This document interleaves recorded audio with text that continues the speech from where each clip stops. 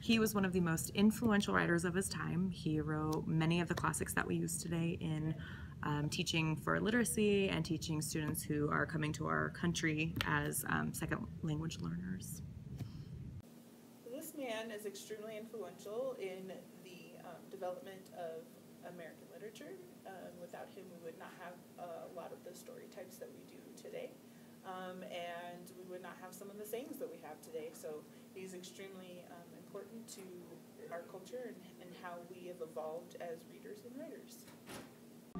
He was probably one of the most influential authors ever. He had very satirical takes on the works of his time. He was a very interesting personality, and to put it in the simplest of terms, he just had a very interesting political view on most things, even today. Authors from the past have created our future of literature. They have motivated the writers of future generations. With all the authors of the generations that have come and gone, they have influenced a certain author that is now a world-known novelist. November 30th, 1835, this novelist was born. He was born by the name of Samuel Clemens, but known as Mark Twain. Clemens had a rough childhood, but Twain turned that life into something greater. Mark Twain explored the world of literature, writing best-selling novels that are recognized today as masterpieces. Mark Twain impacted the world of literature by leaving future generations his classic novels that are read today by the youth. Each author has their own story. It begins with who they are. It begins with a purpose. More importantly, they must believe they can do it. Mark Twain's literature began through his childhood. Growing up, Samuel Clemens lived in a household of 9. He was born in Florida, Missouri, but at the age of 4, he and his family moved to Hannibal, Missouri.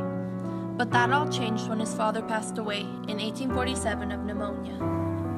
That was when he took the responsibility as the man of the household and took the job as a typesetter in 1851 at age 11. This was only the beginning of his writing career. At 18, he left his job as a typesetter to become a printer in New York City. Yet, his childhood wasn't the only thing that made his writing come alive. Authors have come and gone. They've left behind their legacy through the art of literature. Authors such as Thomas Malory, Charles Dickens, and Robert Browning have written classic novels for us readers today. Thomas Malory represents his legacy through his love for literature. Thomas Malory influenced Mark Twain by leaving behind The Morte Day Author, a world-famous book. Charles Dickens wrote wonderful classic stories that are told to be some of Mark Twain's favorite books aside from his own. These included A Christmas Carol, Oliver Twist, and The Great Expectations. Robert Browning was also another influence on Mark Twain. He wrote Dramatis Personae, that is also to be told, a novel that Mark Twain enjoyed. This is only the first part of Mark Twain that you will come to know. While he was 20, he officially started to use Mark Twain as his pen name. Mark Twain had a joy for traveling. In 1862, he and his brother, Orion, traveled to Nevada. After living in Nevada for 2 years, his brother passed. Then he moved to California and published Jim Smiley and His Frog. In 1866, Twain traveled to Hawaii as a reporter for the San Francisco's Alta California newspaper. Alta California wanted him to keep writing from the East.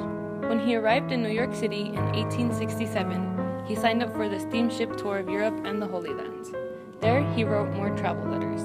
While on tour of Europe, he met a passenger by the name of Charles Langdon. Yes, Olivia Langdon's brother. Charles introduced the two fellow strangers. Love at first sight is what they called it.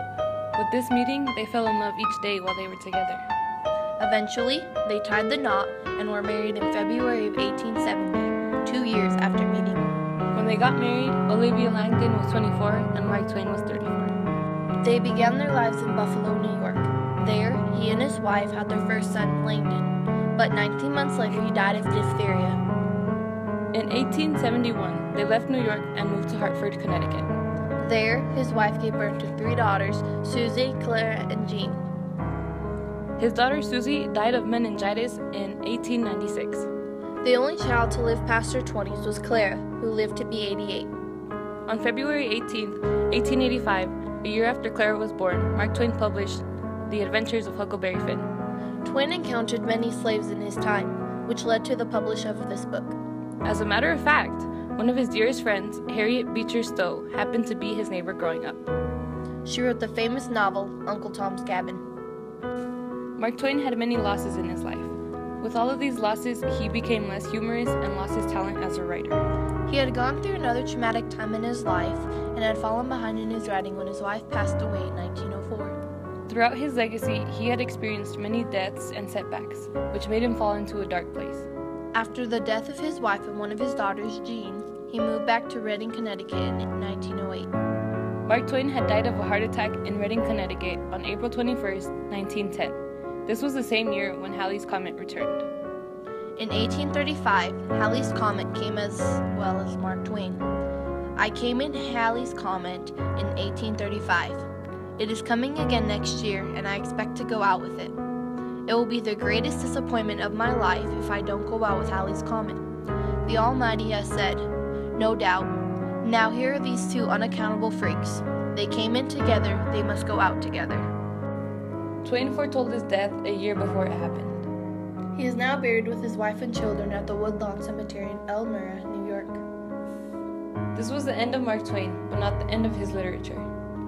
Mark Twain exchanged his ideas by giving many generations novels they would love.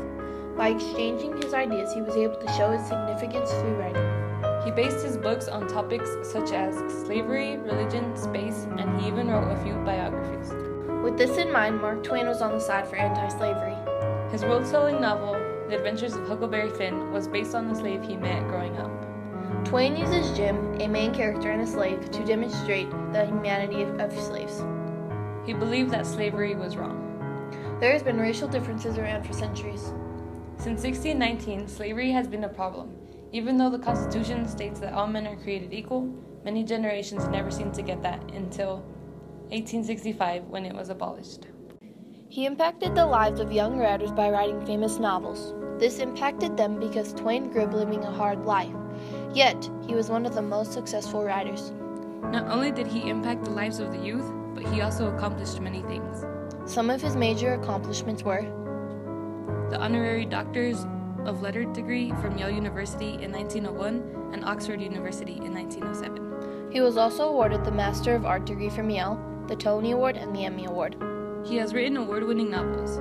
These novels include The Adventures of Huckleberry Finn, The Adventures of Tom Sawyer, The Prince and the Pauper, The Innocents Abroad, and Eve's Diary.